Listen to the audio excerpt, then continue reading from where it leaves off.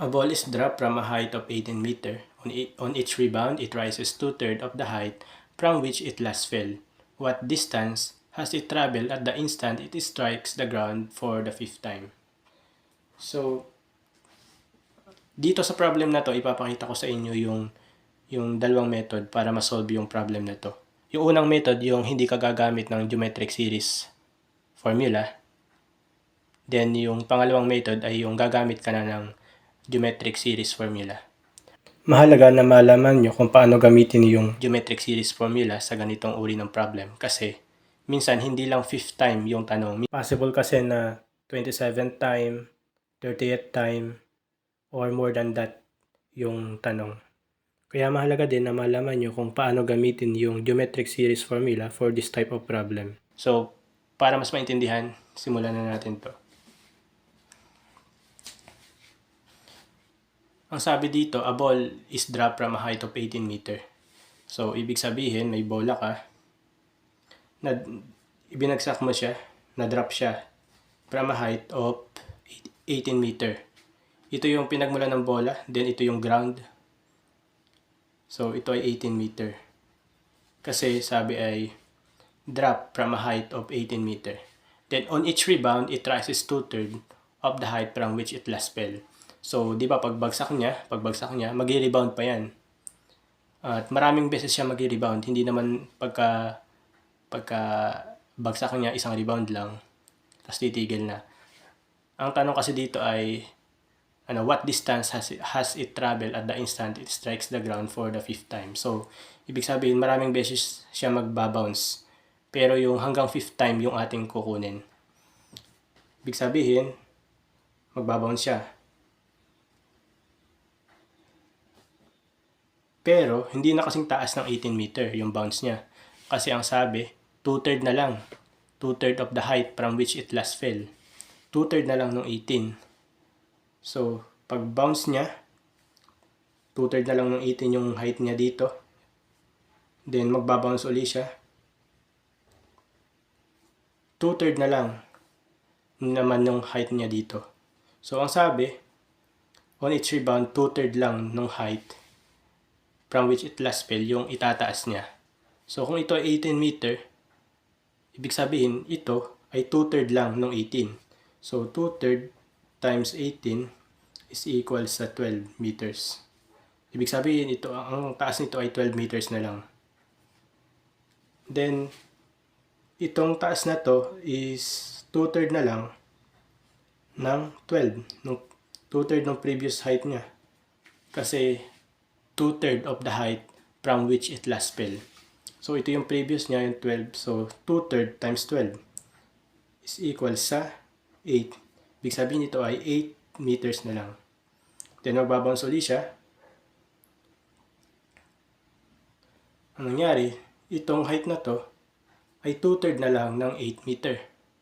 So, 2/3 times 8 is equal sa 16/3. Or ito ay 16/3 meters na lang.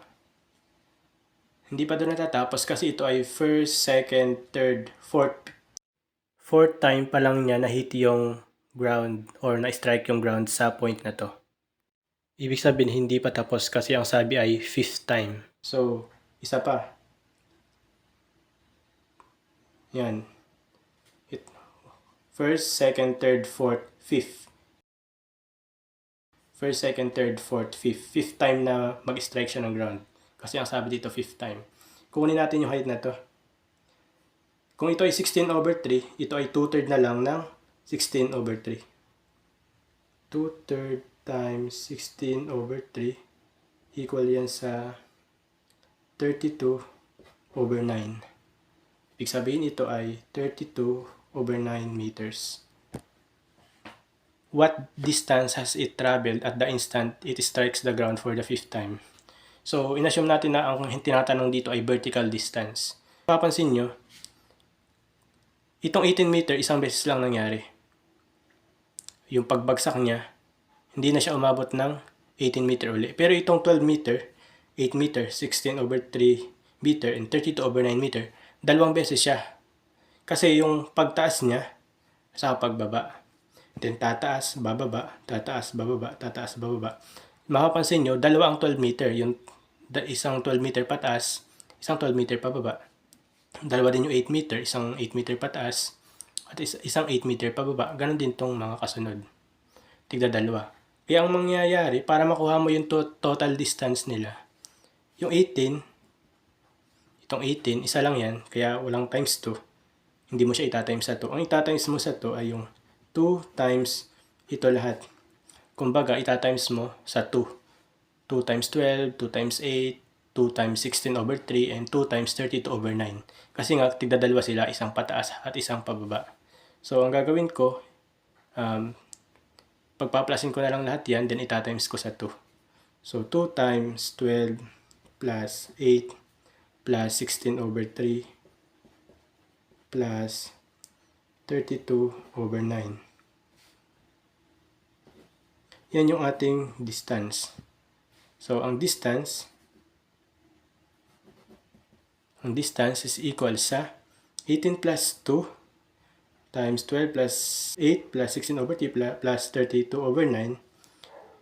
Pwedeng i-type nyo na lang lahat yan sa calculator para mabilis. Ang mangyayari, ang magiging sagot is 75.78 meters.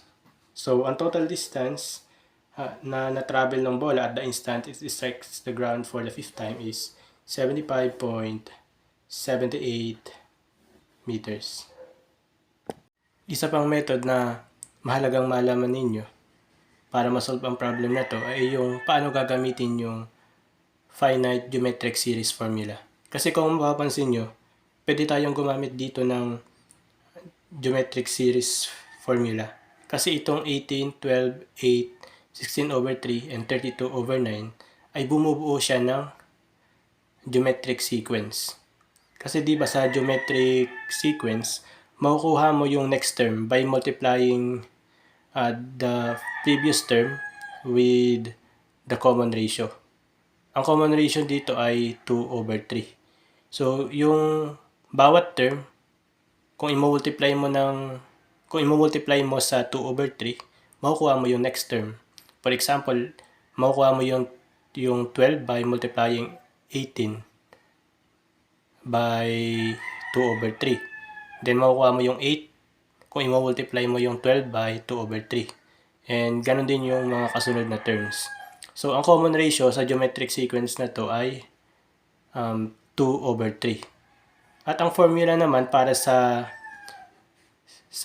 finite geometric series or yung sum ng geometric sequence ay S sub n is equals to A sub 1 times 1 minus r raised to n divided by 1 minus r. Ito yung formula for finite geometric series. Then, ang S sub n yung sum of the terms. Then, A sub 1 is the first term of the geometric sequence. R is the ratio, and then n is the number of terms. So, kung isosolve natin ito, hindi na natin kailangan na kunin lahat hanggang sa 5th time na nag-strike yung bola sa ground. Pag nakuha mo na yung 12, for example, nakuha mo na agad yung 12, hindi mo na kailangan kunin yung 8, 16 over 3, and 32 over 9. Kasi pwede ka nang gumamit ng finite geometric series formula. Kailangan mo lang makuha yung A sub 1, yung common ratio, and yung number of terms. Makuha mo na yung sum. Yung sum ng terms ng geometric sequence. Yung S sub n, malalaman natin yan dito. Mapapansin mo, itong 18 meter, hindi siya kailangan i-multiply sa 2. Kasi isang beses lang siya nangyari. Pero itong 12, yung 8, at saka yung mga kasunod na terms, yan yung kailangan nating i-multiply by 2. Kasi isang pataas yan at isang pababa. Isang pataas at isang pababa. So, ang ating gagawin dito, yung 12, yung gagawin nating A sub 1. Dito tayo magsisimula ng A sub 1 kasi simula dito, dito natin i-multiply sa 2. Yung 18 hindi natin i-multiply sa 2. Pero yung, mula sa 12 hanggang sa papunta sa 5th time na mag-strike sa ground yung bola, itatimes natin sa 2. So yung 12 yung gagawin kong a sub 1. Yung 18 hindi ko muna papansinin.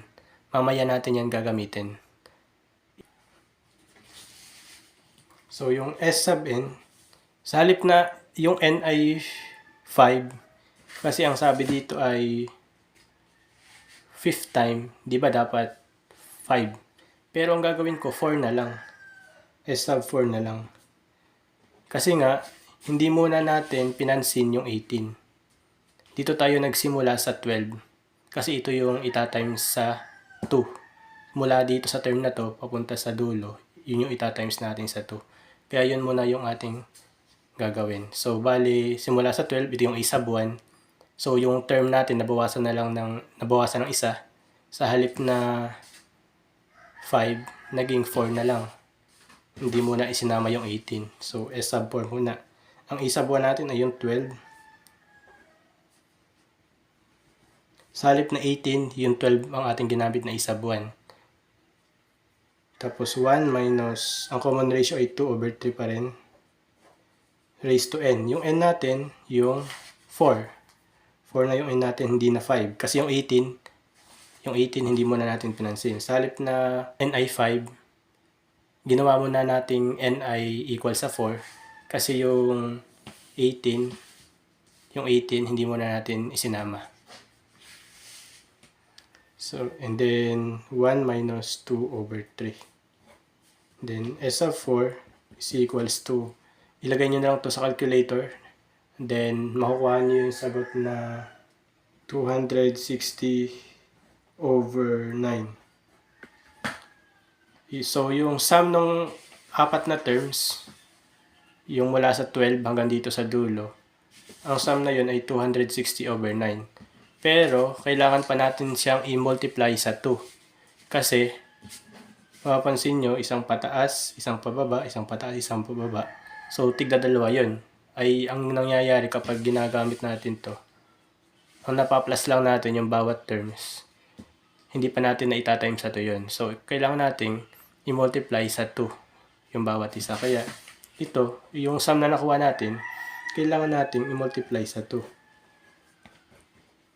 At equals yan sa 520 over 9. Then, hindi pa ito yung pinakang final answer. Kasi, yung 520 over 9, pinag-plus lang natin yung terms na to, lahat ng terms na yan, then i-multiply sa 2, yun yung lumabas, yung 520 over 9. Pero, kailangan pa rin natin isama yung 18. Hindi natin isinama to kanina doon sa formula kasi hindi natin siya itatimes sa 2. So, kailangan natin siyang ignore muna. Then, ipa-plus na lang natin siya dito.